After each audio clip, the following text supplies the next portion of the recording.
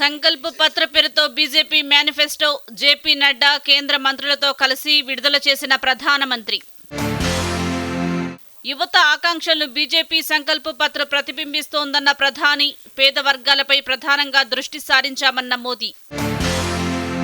BJP manifesto ప్రజారంజకంగా ఉందన్న కిషన్ రెడ్డి. వచ్చే 5 ఏళ్లు యువత, మహిళలు, పేదలు, రైతులే ప్రధాన ఎజెండాగా పనిచేస్తామని వెల్లడి. దేశవ్యాప్తంగా ఘనంగా అంబేద్కర్ జయంతి వేడుకలు.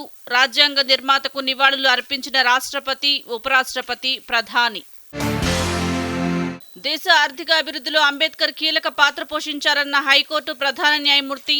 అంబేద్కర్ జయంతి ఉత్సవాల్లో సామాజిక బౌద్ధ ధర్మం పుస్తకాన్ని ఆవిష్కరించిన జస్టిస్ అలోక్ అరాధే. బీఆర్ఎస్ బలహీనపడింది, బీజేపీపై పోరాడండి. కాంగ్రెస్ నేతలకు కేసీ వేణుగోపాల్ దిశానిర్దేశం. 2004 ఎన్నికల ఫలితాలు పునరావృతమవుతాయన్న సీఎం. బీజేపీ మేనిఫెస్టో చెల్లని చెక్కుగా అభివర్ణించిన రేవంత్. పరకాల కాంగ్రెస్లో భగ్గుమన్న వర్గ విభేదాలు. రసాభాసగా లోక్సభ ఎన్నికల సన్నాహక సమావేశం. ఎన్నికల వేళ ఆర్థికవేత్త అమర్త్యసేన్ కీలక వ్యాఖ్యలు. అనైక్యతతోనే విపక్షాలు బలహీనపడ్డాయని నోబెల్ బహుమతి గ్రహీత. కేంద్ర ప్రభుత్వ వైఫల్యాలపై కరీంనగర్లో మంత్రి పొన్నం ప్రభాకర్ నిరసన దీక్ష.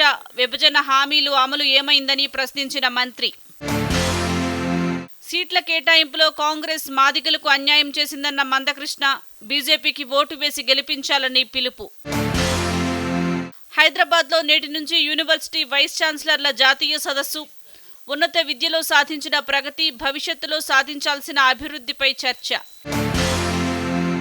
ఐఐటీల్లో బీఈడీ ప్రవేశాలకు ఎన్సీఈటీ నోటిఫికేషన్. దేశవ్యాప్తంగా 6100 సీట్లు.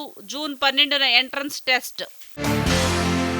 ఇజ్రాయిల్పై విరుచుకుపడ్డ ఇరాన్. 170 డ్రోన్లు, 150కి పైగా క్షిపణులతో దాడులు.